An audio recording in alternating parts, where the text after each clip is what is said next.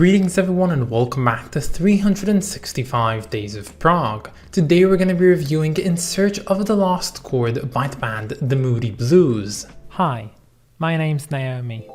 I'm an avid progressive rock fan, but I'm a long ways from knowing all the prog albums out there. But this year, I'm gonna give it a try. This is 365 Days of Prog. Not often do we get to see an album released in 1968. You know it's something special. They are the forefathers of prog, the Moody Blues of course, and here are some of my favorite bits from this second album of theirs.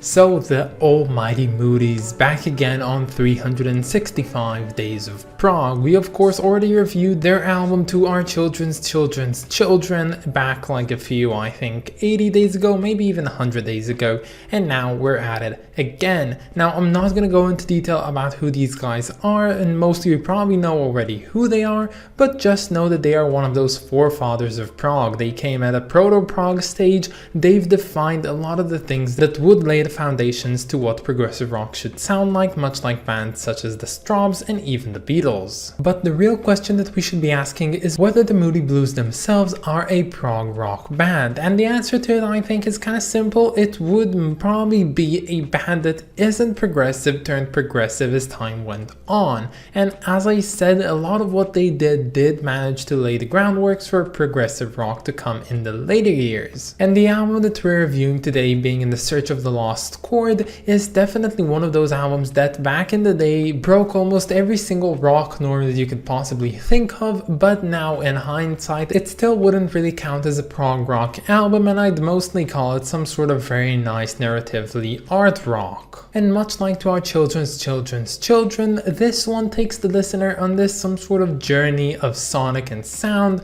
and it's definitely quite interesting and it's very enjoyable, and again it tries to redefine what rock music should sound like and what boundaries could be laid upon for the future to come. Now, truth be told, the Moody Blues are kind of an old people's band. Now, I'm not saying this to offend anyone, and I know that the general audience of this channel can get a bit old at times, but the thing with the Moody Blues is that what people that actually lived back then when they released their music experienced is a whole lot different than what I'm experiencing, being of course born in 1999 and experiencing prog only after the 2010s. You see, while the Moody Blues were definitely groundbreaking for their time, I had around about 40 years of progressive rock creation to experience when I started getting into this subgenre, so I basically had everything on a silver platter just given to me, and I could choose whatever I really liked. But when this wasn't still a thing and this was something new, I can see and I can definitely understand how people were blown away by what these guys did.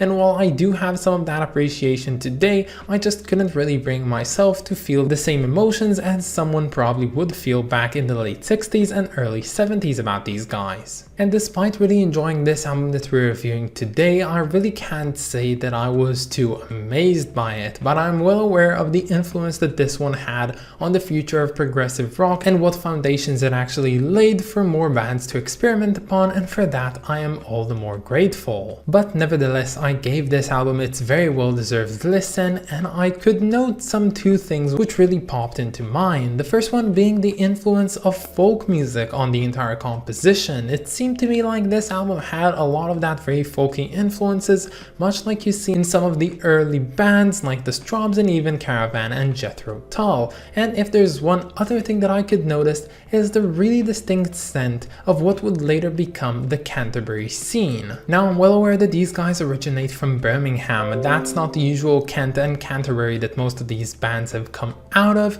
but I do still feel like there's a lot of parts in this album which feel like they've been taken right off of Relics by Pink Floyd. Songs like Ride My Seesaw or Legend of the Mind are definitely one of those that really evoke this sense of Syd Barrett compositions, something to come out of that odd mid-period between psych rock and progressive rock. And of course this album also featured something that was very distinct for the time, and that's that Beatles-inspired, Indian-inspired song on here, actually to be found in a duo of two songs being The Word and So of course the Beatles somewhere around the late 60s wanted to reinvent themselves, so they went to India and they've learned, to discover themselves, and one of the greatest things that happened over there is that George Harrison learned about the sitar, and in actuality he just learned a lot about Indian music, and he brought all of those influences back with him back to the UK and created one of the more memorable songs of that type of genre in the UK, being Within You Without You, and put it on Sgt. Pepper's Lonely Hearts Club Band. And from that point on, we could see a lot of bands like the Moody Blues and others taking this influence and putting it into their own albums, basically experimenting with this very exotic type of instrumentation. And again, same like the groundbreaking idea that this album holds within itself, I do believe that this type of Indian influence was very much groundbreaking back in the day,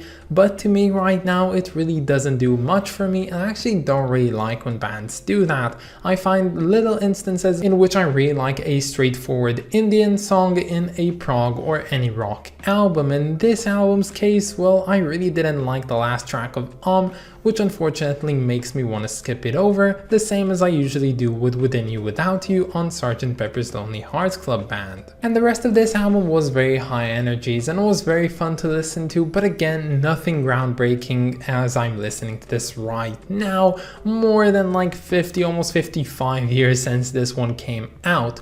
But as a whole, I do believe that this album stands out from the rest. It does hold its weight, and I think it has a definitive mark in progressive rock history that we should all appreciate. When listening to albums like these, or even the Strawbs, or even, earlier Pink Floyd or Miles Davis or whatever, you start learning about what led to the creation of this subgenre that we all so deeply love. And for the lucky few who are still around today and were around when these albums came out, you are so lucky. You got to see this amazing subgenre unfold within itself, and it's just so miraculous to think about. But for me, this is just all coming in from a hindsight perspective, and as a whole, I can really appreciate this type of album. But yeah, that's about it for the Moody Blues this year. Unfortunately, this will be the last review I'll do on them for this year in particular, but hopefully next year we'll get to listen to some of their other albums like Days of Future Past and A Question of Balance. And yes, I know some of the Days of Futures Past, but I've never listened to it as an entire album, so I'm really looking forward to that. But until then, let's talk about this album's cover. Now, I don't claim to say that I know a lot about contemporary rock album covers back in the 60s, but something tells me that this type of album cover was definitely out of place for the time. It definitely has something to do with its hypnotic, disturbing kind of visuals and a very odd sense of some sort of hidden meaning. I do feel like there's a lot going on in this cover, but at the same time, while it would usually be a bad thing, I find that it goes in the positive direction for this album cover, and everything that goes on has this sort of harmony within it, and despite it being sort of very crowded with stuff, it still manages to captivate me and make me want to view it more and more. I love the execution of this painting. It looks marvelous. I love the fact that the name of the band and the album are ingrained into the painting themselves and aren't just laid upon it. I love the way that it makes use of painting to actually convey transparency and the fluidity of the painting. It all looks very much good. And if there's one thing that I have to point out before I stop talking about this album cover,